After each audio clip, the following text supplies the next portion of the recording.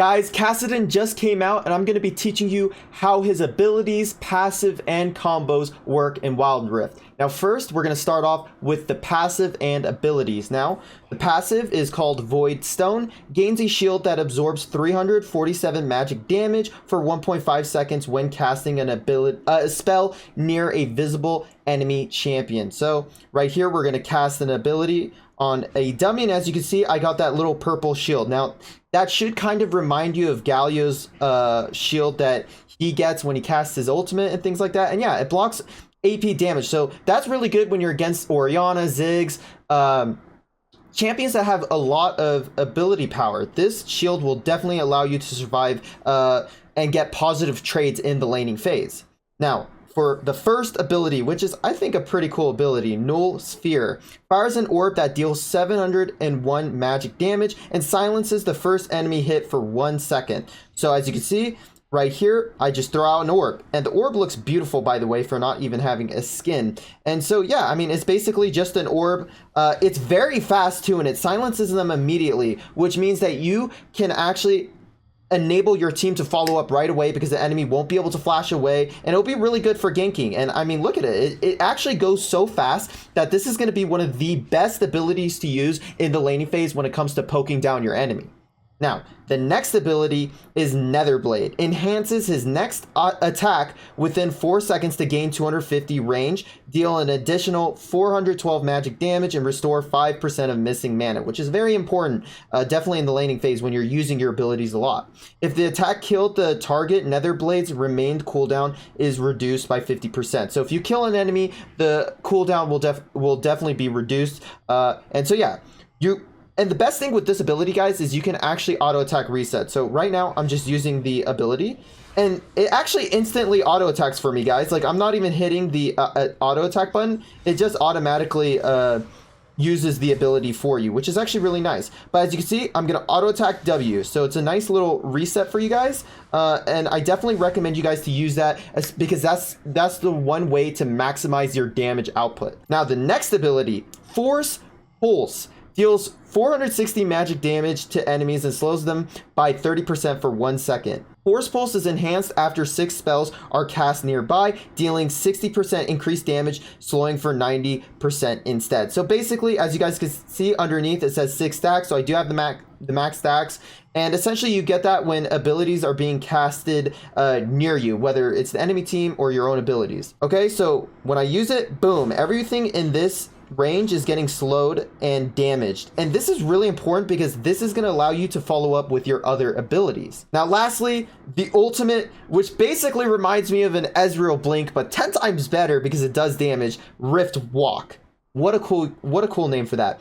Blinks to a target location, deals 346 magic damage to nearby enemies. The next Rift Walk casts within 12 seconds, deals 50% increased damage and costs 200% mana. Stacks 3 times, which is pretty neat. So as you can see, I'm just blinking, boom, and I blink to wherever I move my joystick. So even though I have that targeted, I don't blink to it. But yeah, basically you do damage when it lands.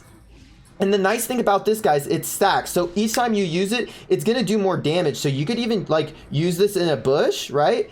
And then you can hop on them and deal that extra damage. So yeah, that's pretty cool. Now, let's get into some combos that you're going to need to know.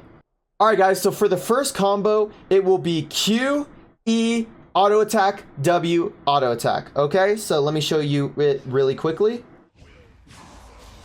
Boom, that's simple.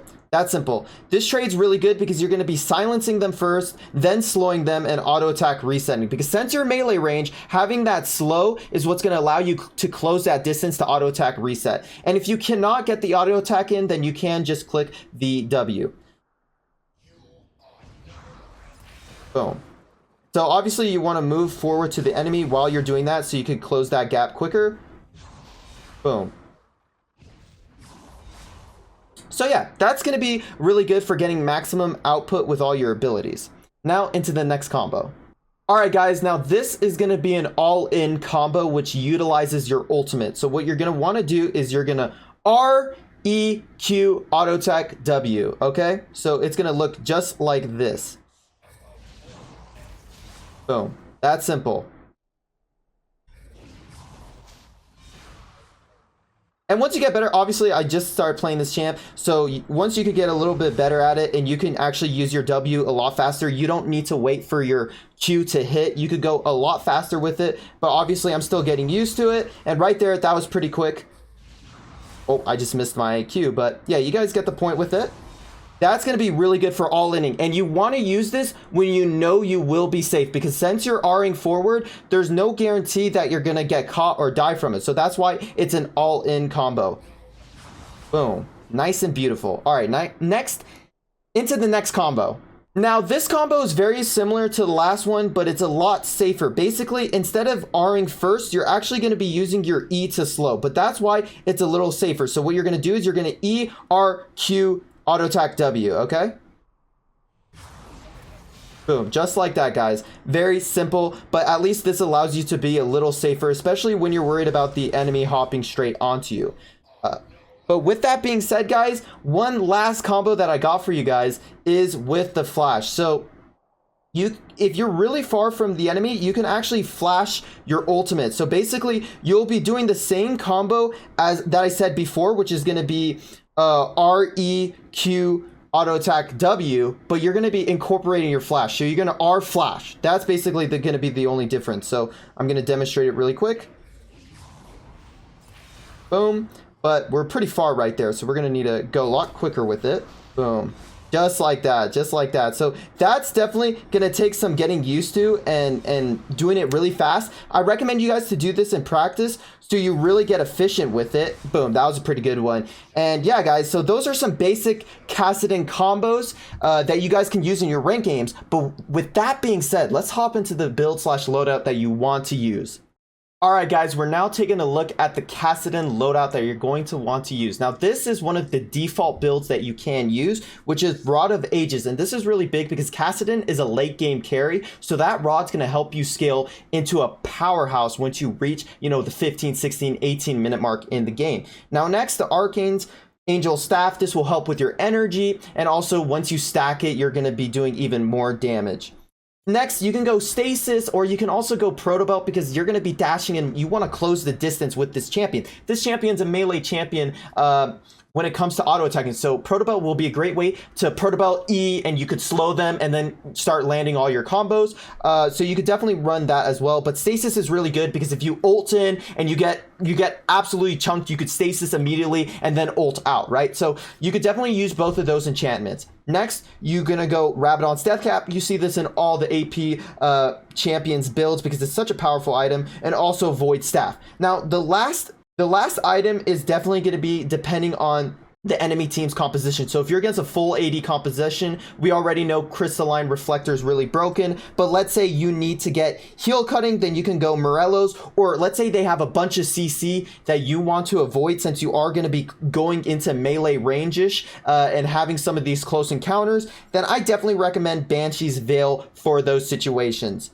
Now for the runes, you're going to want to go Electrocute, Gathering Storm, or you can go Weakness because you do have some CC abilities, so the 5% more damage will be paired on there. But if you really want to scale into this late game, then you could definitely rock Gathering Storm, which I recommend. And recently Scorcher did get buff, but I wouldn't use it. Now for the last thing, you're definitely going to want to use Nullifying Orb and Hunter Genius. These two runes right here are going to be really important because when they're hopping on you, you're going to get that extra barrier for 4 seconds. And once you get those unique takedowns, your cooldowns will be reduced by a lot, which is huge because Kassadin uses his abilities all the time. He's an AP champion, so having your abilities on a lower cooldown is very important. Now, I do have another build set up for you guys, which I don't know until this champion gets played more, but it's basically the standard exploding build where you go into Luden's Death Cap immediately, and this will allow you to burst down your enemies really quick,